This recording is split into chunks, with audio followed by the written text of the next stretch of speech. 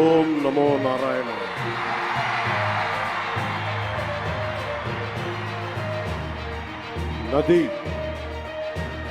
నది ప్రజల్ని విడిచిపోయి వెళ్ళిపోలేదు. నది ప్రజల్ని విడిచిపోలేదు. భాష దేశాన్ని దాటిపోలేదు. నేను మన నేలను విడిచి పారిపోలేదు.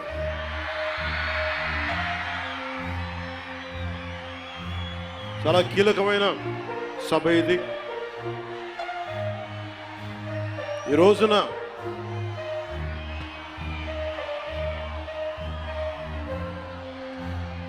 ఈ స్పీచ్లో, ఈ వారాహి సభలో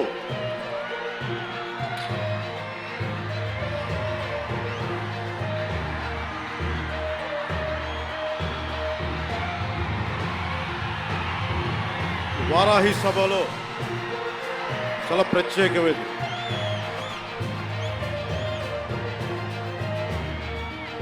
వంద రోజులు దాటింది. ఎన్డీఏ ప్రభుత్వం ఏర్పాటై ఆంధ్రప్రదేశ్లో ఈ 100 రోజులు ఎప్పుడు రోడ్ల మీదకి రాలా. బయటికి ఎంతసేపు అభివృద్ధి, సంక్షేమం, ప్రజలకు ఎలా మేలు చేయాలి, ఏమేం ప్రామిస్ చేశాం, వాటిని ఎలా నిలబెట్టుకోవాలి,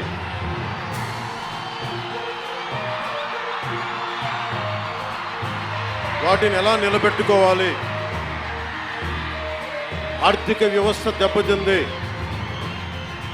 దాన్ని ఎలా నిలబెట్టాలి.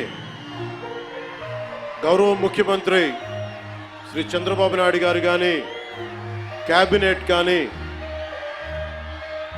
ఎన్డీఏ ఎమ్మెల్యేలు కానీ, జనసేన కానీ అందరం ఒకటే ఆలోచిస్తా ఉన్నాం.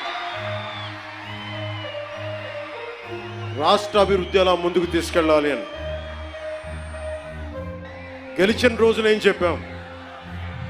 164 సభ్యులు ఎమ్మెల్యేలుగా గెలిచి, 21 మంది ఎంపీలుగా గెలిచి, ఆంధ్రప్రదేశ్ బలం, ఆంధ్రప్రదేశ్ విజయం, కేంద్ర ప్రభుత్వానికి వెన్నుదన్నుగా నిలబడింది. గెలవగానే నేను చెప్పింది కూడా ఒకటే,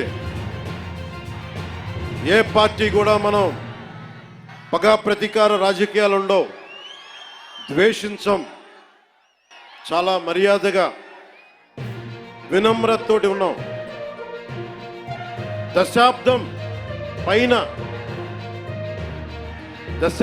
పైన నన్ను వ్యక్తిగతంగా తిట్టారు, కించపరిచారు, అవమానం చేశారు.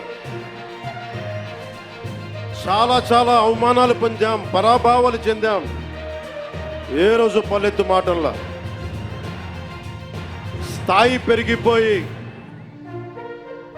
ఏ 7 కొండల వాడైతే, ఏ కలియుగ దైవం ఆయనకి కూడా అపచారం జరిగితే మెత్తగా ఎందుకు ఊరుకుంటాం?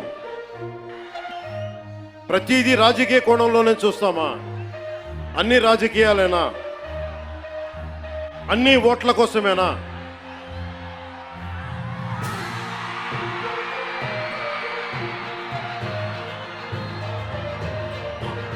నా జీవితంలో ఇలాంటి రోజు రాకూడదని ప్రార్థన చేశాను. మనస్ఫూర్తిగా చెప్తున్నాను. నా తల్లి పాదాల సాక్షిగా, వెంకటేశ్వరుడి పాదాల సాక్షిగా, ఏ రోజు కూడా ఇలా మాట్లాడాల్సిన రోజు, అవసరం రాదు అనుకున్నా. కానీ వైసీపీ నాయకులు తెప్పించారు. ఈ రోజున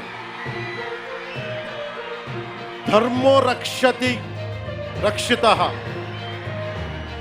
ధర్మాన్ని నువ్వు రక్షిస్తే ధర్మం నిన్ను రక్షిస్తుంది. దీనినే eminent jurist, legal luminary Nanibhai Palkhivala గారు చెప్పారు ఒక మాట, ధర్మో రక్షతి రక్షత అని ఆయన చెప్పిన మాట, లా ఈజ్ కోడిఫైడ్ ధర్మాన్ని. ధర్మాన్ని ఒక క్రమంలో బిగిస్తే, ఒక చట్టంలో బిగిస్తే అది చట్టం అవుద్దని.